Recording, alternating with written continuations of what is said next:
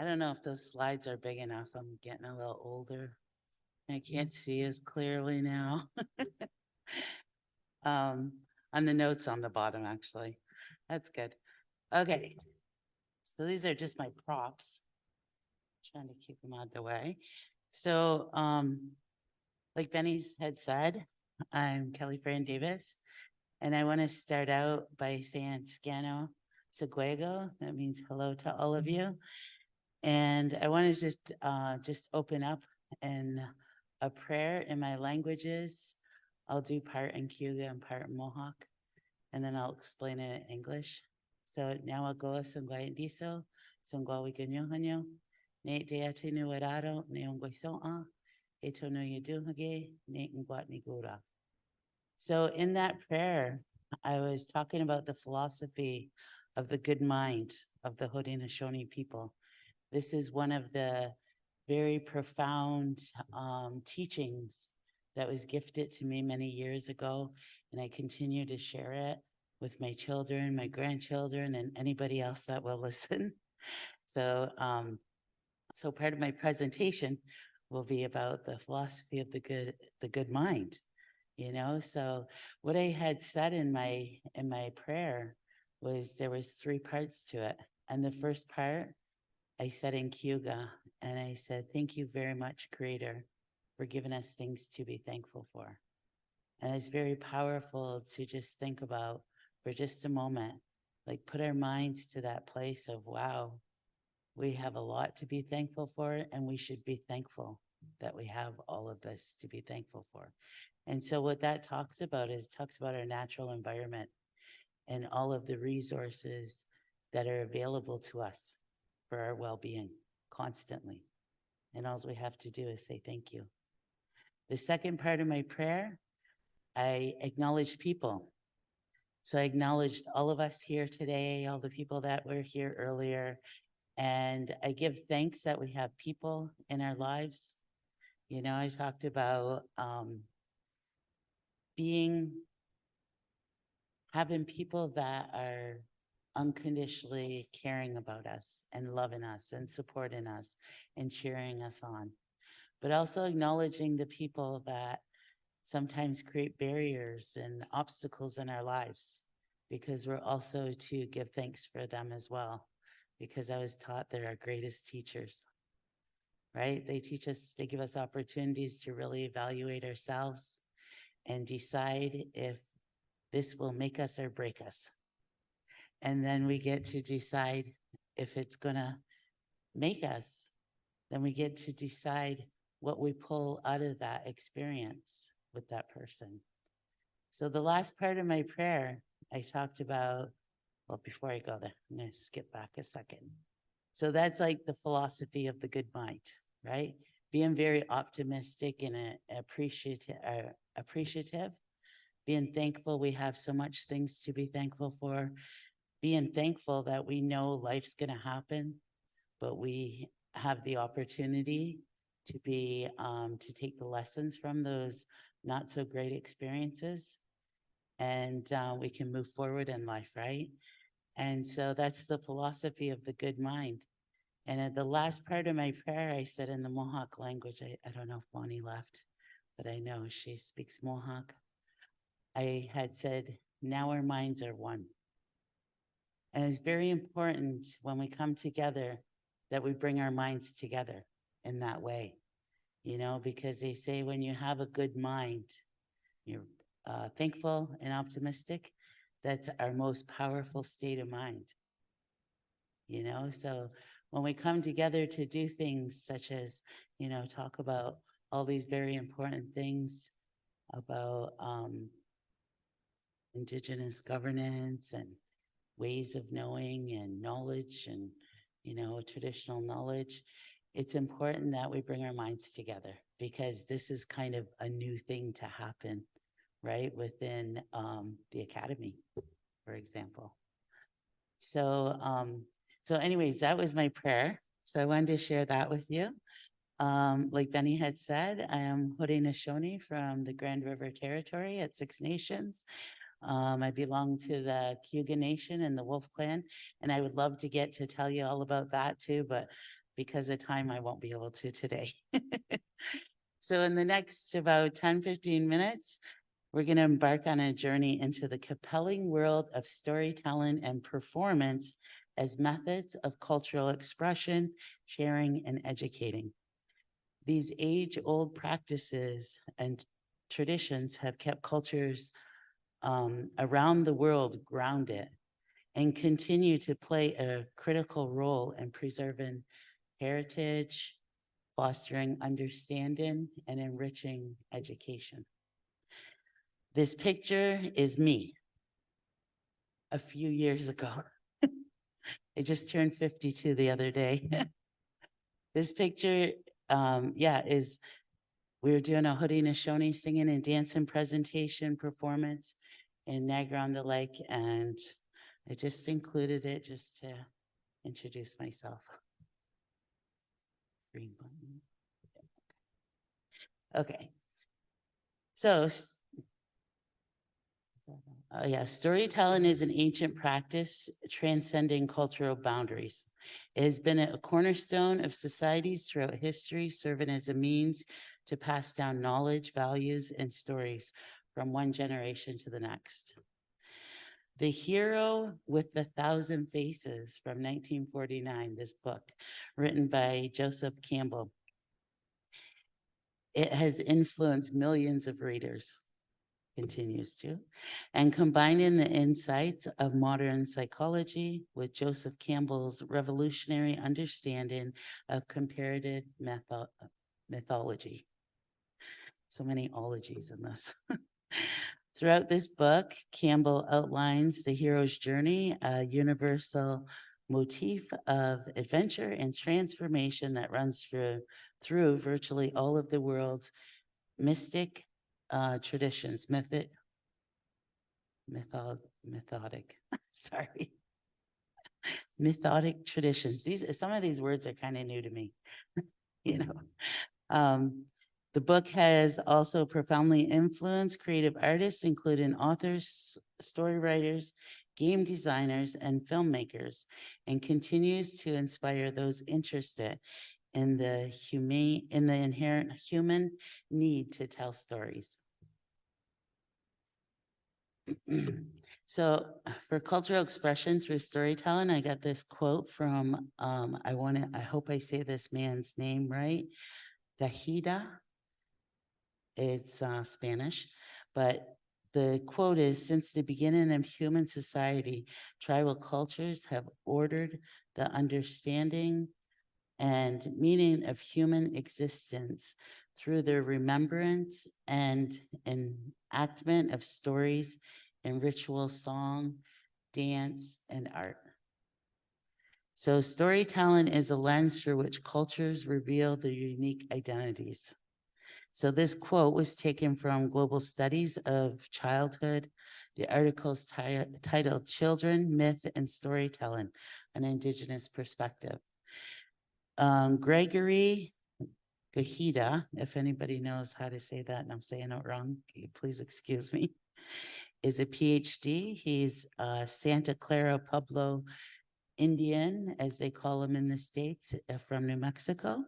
He's a Native American educator whose work is dedicated to honoring the foundations of Indigenous knowledge and education. Dr. Gahida also designs culturally responsive curricula geared towards the special needs and the learning styles of Native American students.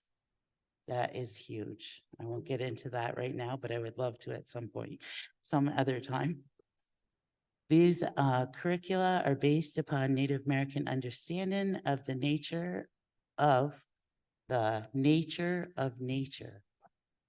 and utilizes this foundation to develop an understanding of the science and artistic thought process as expressed in Indigenous perspectives of the natural world. So here we have the art of performance, the 7 interlocking spheres of performance drawn by Richard Ska'nikòn, I can't say his last name anyways. He combines his work in performance theory with innovative approaches to the broad spectrum of performance, including theater, play, ritual, dance, music, popular entertainment, sports, politics, performance in everyday life, etc. So I guess that means everything. In order to understand performative behavior, not just as an objective of study, but also as an active, artistic, intellectual practice. Philosopher Susan K. Langer argued that in life, people may endure terrible experiences, but in art, these experiences are transformed into expressive form. One of the differences between art and life is that in art, we do not experience the event itself, but its representation. It's pretty cool. I like that saying. I'm going to use that somewhere else. But performance takes on various forms, right? Including theater, dance, music, visual arts. It allows culture to share their stories and experiences in dynamic and engaging ways. Sorry, it's all very scripted because I've had 2 days to throw this together.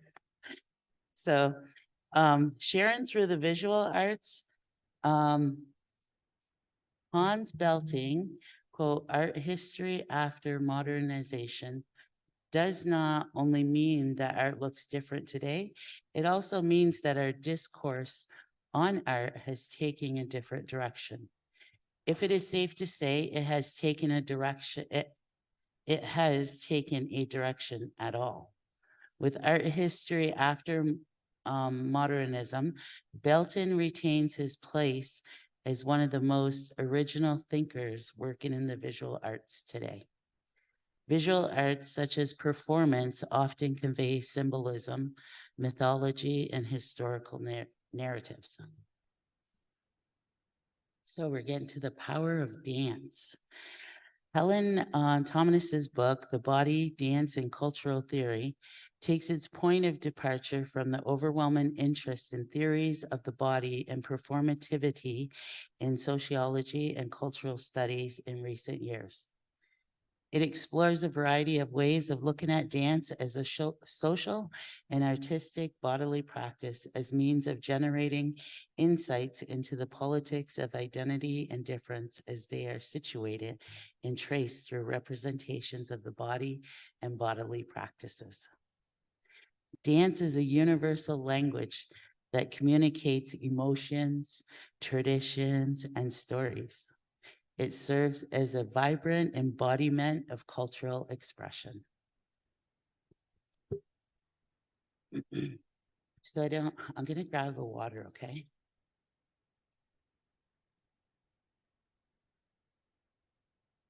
It was a long ride and I forgot my water bottle. Thank you. Okay, so we're gonna go on to the radical, can't even talk properly, narratives. So I don't know if anybody's familiar with the book, Samuel Becker's book, and what he's famous for is this waiting for Godot, however you want to say it. Anyway, Samuel L. Beck once said, when it comes to theater, there are as many functions as there are plays. Beckett is most famous for the play Waiting for Godot. This was from 1953. The Waiting for Godot symbolically captures the absurdity, comedy, and tragedy of humanity's attempt to reckon with the wasteland of humanity's own creation. Theater is a dramatic platform for presenting stories, often delving into complex cultural and social issues. Plays and performance illuminate the human condition and challenge preconceived notions. Oh, I like this quote too. This is from the play. So this is Haldimand, the character, from 1953. I tried to find his picture, the character's picture. I just ran out of time or something. I don't know. But that's why that little face is there. So I can't really see it that well. Let us not waste our time in idle discourse. Let us do something while we have the chance. At this place, at this moment of time, all mankind is us, whether we like it or not. Let us make the most of it before it is too late. What a great quote, isn't that? I love it. So we're going to move into music's cultural cadence.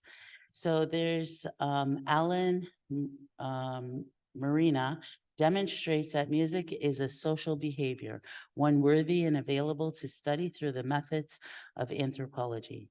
In it, he's convincingly argues that ethnomusicology, I didn't know that was a word, by definition cannot separate the sound analysis of music from its cultural context of people thinking, acting, and creating. The anthropology of music illuminates much of interest to musicologists. I'm not sure if I'm saying it right, but you know what I mean. But to social scientists in general as well. Music transcends language barriers and communicates deep cultural sentiments. It is a vehicle for sharing cultural narratives, legends, and emotions. Preservation of cultural heritage. Indigenous people have their own ways of defining oral history. For many, oral sources are shaped and dismantled in multiple forms that are more culturally textured than just standard interview recordings. For others, Indigenous oral histories are not merely fanciful or puerile myths or traditions, but they are viable and valid historical accounts that are critical to Native identities and the relationships between individual and collective narratives. Drawing on a Maori Indigenous case study set in New Zealand, this book advocates a rethinking of the discipline, encouraging a broader concentration of the way we do oral history, how we might define its form, and how politics might move beyond of subsuming Democrat. I have bad. I won't keep going on. Democraticization to include nuanced decolonial possibilities. Storytelling and performance are vital tools for preserving cultural heritage, oral traditions passed down, ancestral knowledge. Folklores and myths convey cultural values, and traditional arts ensure artistic legacies endure. Fostering cross-cultural understanding through various genres. Oh, thank you so much. They just made the letters so much bigger. Through various genres and modes, through discourse, grammar, lexicon, and prosody, and through the dynamics of collaborative authorship, narratives bring multiple partial selves to life. Storytelling and performance build bridges between cultures. They invite audiences to step into others' shoes and to cultivate empathy. They challenge stereotypes and foster appreciation for diverse perspectives. So, education through narrative, which is very important, as we know these days. I think it always has been. It always has been from the stories that I know, right? It's that's the oral tradition of most Indigenous cultures, not just here in North America, but around the world. So Brenner wrote this actual Minds Possible Words, sets forth nothing less than a new agenda for the study of the mind. He examines the irrepressibly human acts of imagination that allow us to make experience meaningful. He calls this side of mental activity the narrative mode. And his book makes important advances in the effort to unravel its nature. Storytelling is a powerful educational tool. It engages learners and enhances retention. Educational storytelling in classrooms makes complex subjects relatable. I think they call it experiential learning now. Okay, so Empowering Voices. So The Healing Power of Storytelling is a book, Find an Identity Through Narrative. It's a paper actually by Serena Frisky. This paper describes the power of storytelling in the context of an Indigenous youth collective, which gathers each week to share their lived experience and learn song, dance, and lessons through story. Storytelling and performance empower marginalized voices. They amplify stories of resilience and triumph. Under-repressed communities reclaim narratives. So, in conclusion, storytelling and performances are dynamic methods of cultural repression, expression, sharing, and education. They bridge divides, foster empathy, and enrich our understanding of the world's diverse cultures. Let us celebrate their enduring power as we continue to learn, share, and grow through the stories and performances that connect us all. So I just wanted to tell you about this picture for a moment. I have one more slide after this. This picture is at the Saunderson Center in Brantford, Ontario.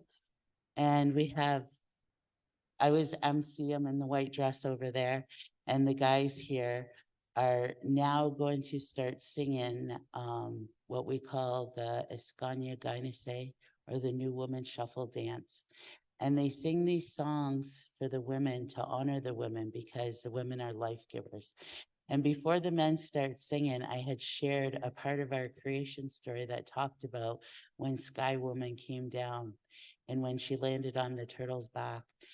And so we were getting ready. There's a few other women there behind me. We were getting ready to dance this dance. And what it is, it mimics, the women that dance mimic how Sky Woman had massaged the dirt into the back of the turtle to create an environment to plant her plants that she had brought down with her because she was pregnant and she had to create an environment for her baby.